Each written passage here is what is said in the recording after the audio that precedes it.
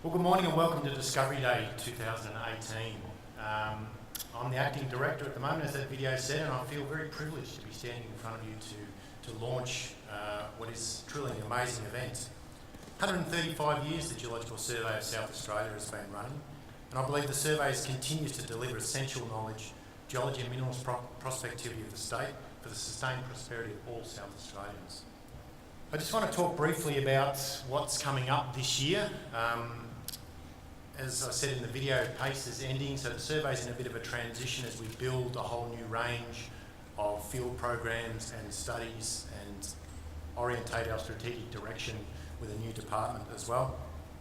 So I'll be talking, the three things I'll be introducing following the themes that were identified in the video. So new geology, new geophysics and new conversations. Our programs are aligned with key strategic imperatives that are identified on a national scale. These include the Uncover Roadmap, Resources 2030 Statement and the Decadal Plan for Australian Geoscience. If we look at the first program, so we've dubbed this our IOCG Knowledge Cube. I mean, I'm saying, what on earth is a knowledge cube? What does that mean? Well, if you think about it, South Australia is home to at least 15 known IOCG deposits.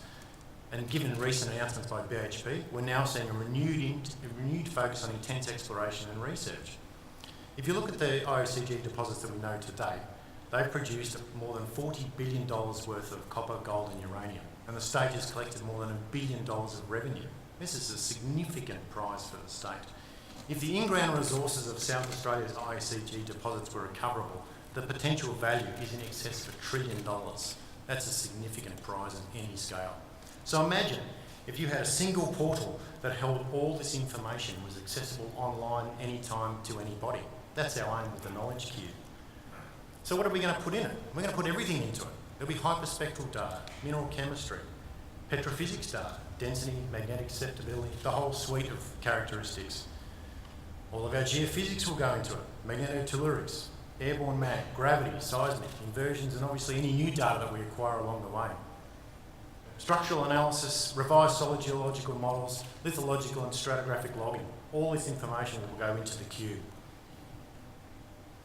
Multi-element geochemistry, whole rock, portable XRF, you name it, we do it, it will be in the cube. Petrology, mineralogy and mineral relationships will also be examined in detail. Geochemistry, isotope, geochronology, fluid inclusion studies and surface geochemistry on IOCG deposits will all be fed into this knowledge cube. We'll also look to establish a reference course selection at Tonsley and make available field guides and reports and any publications that the survey has produced that directly link to IOCG deposits. So what's our vision? Our vision is that the survey will become the acknowledged leader in the understanding of IOCG deposits. We're targeting completion by Discovery Day 2019, and in the lead up to Discovery Day we'll be hosting an IOCG focused workshop, probably at the Drill Core Library in Tonsley. We'll be producing a series of online explorers guidebooks for South Australian IOCG deposits, as well as we envisage a host of scientific publications from staff relating to IOCG deposits. And ultimately, all this information will assist with the discovery of new deposits in South Australia. Another key project that we'll be launching into this year is effectively mining the core library. And I'm not talking about building a processing plant out the back to crush up the core that's in the library. This is a focus on extracting data from the library. It forms part of a regional fairways approach that the survey has adopted, which is a key part of our 5-year strategic geoscience vision. This works across the state in a number of large regional terrains that we've identified, and it's really focusing on the next generation of geology. The first step to publishing a new synthesis of geological evolution of South Australia by 2022. This project also forms an initial component of the MinEx CRC and the National Drilling Initiative. Both programs you'll hear a bit more about later on. So what does this program look like? What does it mean? So from the Fowler to Flinders area, which you can see on the map there are more than 40,000 drill holes. About 25,000 of these potentially intersect basement, and about 6,000 of them have samples in the core library. However, not all of these drill holes have stratigraphic or lithological data recorded. There's a huge knowledge gap in a large, unquestionably prospective region of the state. So we'll be generating a complete data set of lithology, stratigraphic, petrology, geochemistry, geochron, and associated metadata, which will provide a regional geological baseline across this region. It will also provide an internally consistent data set for computer simulation, modelling capacity and predictive capabilities. It will also form a workflow for other areas of the state which will follow post Fowler and Flinders.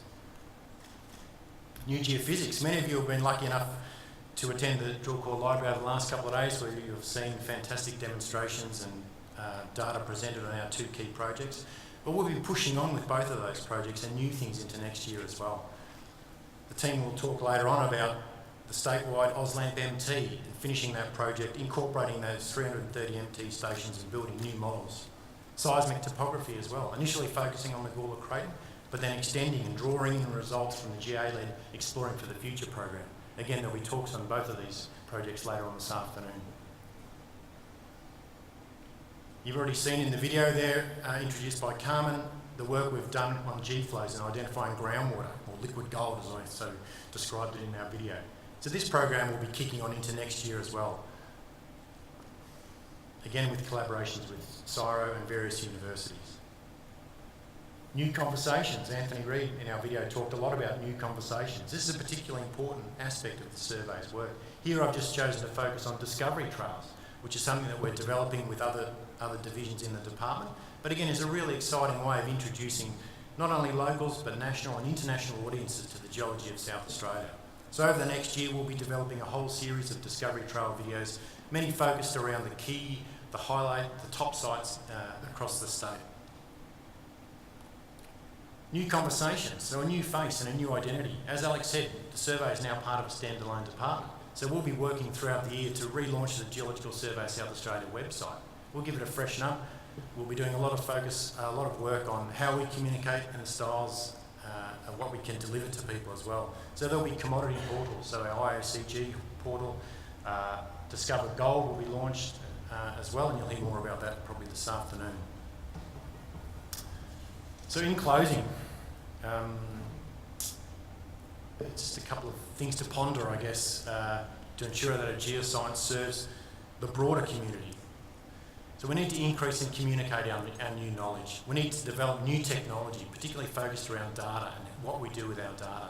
We need to use our geoscience to enable informed policy decision making. And we need to work across sectors. And Paul will talk more about this afternoon. So energy, agriculture, land use, and particularly water.